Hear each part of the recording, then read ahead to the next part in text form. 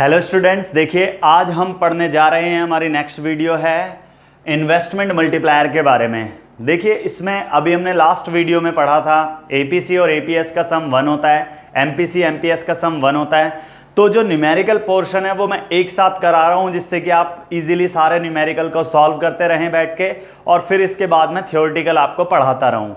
ठीक है स्टूडेंट, तो स्टार्ट करते हैं अपनी वीडियो को। क्या होता है इन्वेस्टमेंट मल्टीप्लायर?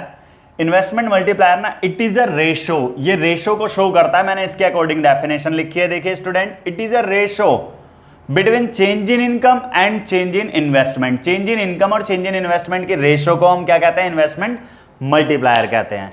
तो investment multiplier is equal to 1/1 minus MPC भी होता है और इज इक्वल टू 1/एमपीएस भी होता है। तो अब ये कैसे होता है, हाउ टू प्रूव इट? देखिए सबसे पहले प्रूव कैसे करेंगे, इसका सॉल्यूशन देख लीजिए स्टूडेंट्स, आप सभी कैसे से प्रूव करते हैं। भाई हम जानते क्या हैं, वी नो दैट, हम जानते क्या है कि जितनी भी इनकम है या तो कंज्यूम की जाती है या सेव की जाती है। आप ये पढ़ने के लिए लास्ट वीडियो में जा सकते हैं, उसमें मैंने आपको समझा रखा है, डिस्क्रिप्शन में लिंक मिल जाएगा और वहां पर जाकर आप ये देख सकते हैं। देखिए इनकम जो है तो कंज्यूम की जाती है, सेव की जाती है, और इक्विलिब्रियम पर, एट इक्विलिब्रियम पर जितनी भी सेविंग होती है वो इन्वेस्टमेंट के इक्वल होती है। तो इसीलिए हम C is equal to Y is equal to C plus I भी लिख सकते हैं। मैं इस इक्वेशन को यहां पर लेकर चल रहा हूं, मैं ऊपर वाली इक्वेशन नहीं ले रहा और ना ये वाली ले रहा। ये वाली इसलिए ले रहा हूं क्योंकि यहां पर इन्वेस्टमेंट है और इनकम है, ये दो चीज मेरे पास है, इसके अकॉर्डिंग मैं प्रूव करने की कोशिश करूंगा। इसमें मैंने देखा इसके साथ डेल्टा है, मुझे डेल्टा देने हैं, इनको देने हैं, तो multiply by delta both side, दोनों तरफ आप क्या कर दोगे, मल्टीप्लाई कर दोगे, तो ये delta Y is equal to delta C plus delta I हो जाएगा। मैंने देखा डेल्टा वाई है इसमें, मैंने अभी तक जितने भी क्वेश्चन कराए आपको उसमें डिवाइड करा बाई डेल्टा वाई या वाई से, तो मैंने इसमें भी यही करा, delta divide by delta Y both side, मैंने डेल्टा वाई से डिवाइड कर दिया। तो delta Y upon delta Y is equal to delta C plus delta I plus delta Y. देखिए स्टूडेंट, डेल्टा वाई से डेल्टा वाई ये cancel हो गया, अगर ये कैंसिल हो गया तो यहां पर क्या बचा, 1 इज इक्वल टू, मैंने इसे सेपरेट कर दिया, delta C plus delta Y plus delta I upon delta Y. ठीक है स्टूडेंट्स, मैं इसे इधर लेकर आ गया, 1 minus delta C upon delta Y is equal to delta I upon delta Y. मैं इसे ऐसे भी लिख सकता हूं, delta I upon delta Y, इसे इधर लिख दिया मैंने, is equal to 1 minus delta C upon delta Y. हम जानते हैं, हमें बताया गया था लास्ट वीडियो में, आप पढ़ सकते हैं इसे, डिस्क्रिप्शन में लिंक मिल जाएगा। MPC is equal to delta C upon delta Y होता है, तो यहां पर आप क्या लिख सकते हैं, इसे एमपीसी लिख सकते हैं। मैंने देखा लगभग आ चुका है, ठीक है, लेकिन ये अपोजिट आ रहा है। तो हमने एक चीज सीखी थी कभी छोटी क्लास में, बाई रेसिप्रोकल करने में भाई बड़ा मजा आता था उस टाइम पे। बस न्यूमरेटर को डिनोमिनेटर बनाना होता था और डिनोमिनेटर को न्यूमरेटर बनाना होता था।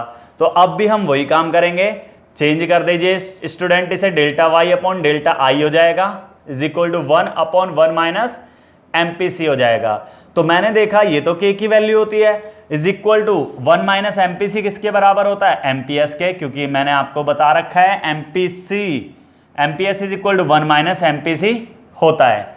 ठीक है स्टूडेंट, तो ये है हमारा डेरिवेशन ऑफ मल्टीप्लायर। ठीक है, डेरिवेशन कैसे करा जाता है मल्टीप्लायर के फॉर्मूले का। अब इसमें हम पढ़ेंगे, नेक्स्ट हमारा टॉपिक है रिलेशनशिप बिटवीन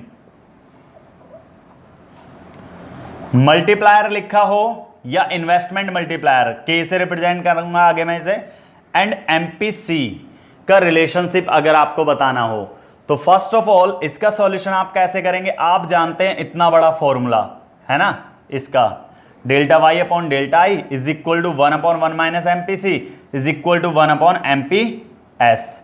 यही फॉर्मूला जानते हैं स्टूडेंट, आपको चाहिए ये वाला formula, K is equal to 1/1 minus MPC. ठीक है स्टूडेंट, देखिए इसके साथ तो इसका पॉजिटिव रिलेशनशिप होगा, और अगर बाय चांस आपको ये दे रखा होता तो इसके साथ इसका नेगेटिव रिलेशन होता है।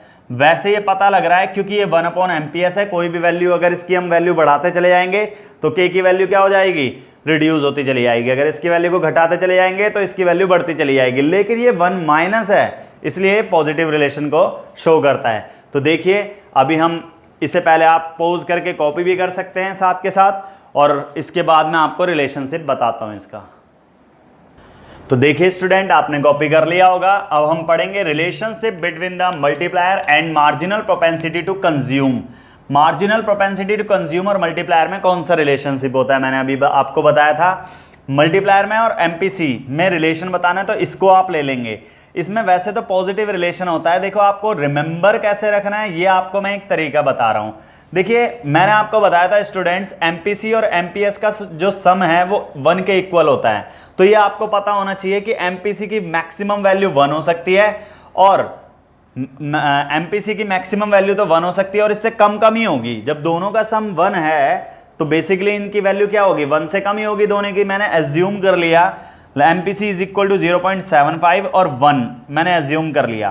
Putting the value of MPC is equal to 0.5 मैंने पुट करने की कोशिश करी। देखिए student, 1 is equal to 1 minus 0.75, तो ये कितना बचा, इज इक्वल टू 1/0.25। पॉइंट हटाए हमने 20 और 25 4 जा 4 वैल्यू आई। अब मैंने 1 वैल्यू पुट करी 1 माइनस 1, तो अगर मैं 0 से डिवाइड करता हूं तो इन्फिनिटी वैल्यू आती है। इन्फिनिटी का मतलब मैक्सिमम वैल्यू 4 के बाद 5 6 7 8 पता नहीं कितनी आ गई, इन्फिनिटी आ गई। यानी ये वैल्यू क्या हो रही है, राइज हो रही है। ठीक है, ये वैल्यू राइज हो रही है तो ये वाली वैल्यू भी क्या हो रही है, इसमें भी ये भी राइज हो रही है। ठीक है, ये भी मान लो यहाँ 4 था, आप ऐसे देख रहे हो ये वाला 4, ये राइज हो रहा है, दोनों में पॉजिटिव रिलेशन हो गया। तो आप लिख सकते हैं देयर इज पॉजिटिव रिलेशनशिप